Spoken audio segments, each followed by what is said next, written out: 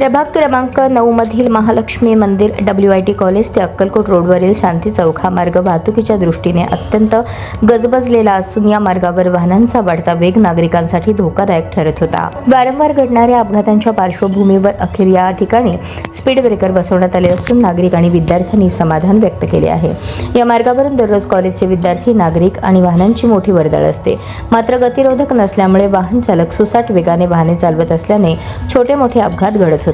विद्यार्थ्यांच्या सुरक्षिततेचा प्रश्न गंभीर बनल्याने स्थानिक नागरिकांकडून अनेकदा महापालिकेकडे तक्रारी करण्यात आल्या. शहर मध्यचे आमदार देवेंद्र कोठे यांच्या मार्गदर्शनाखाली नगरसेविका पूजा श्रीकांत वाडेकर यांनी या प्रश्नाचा सातत्याने पाठपुरावा केला.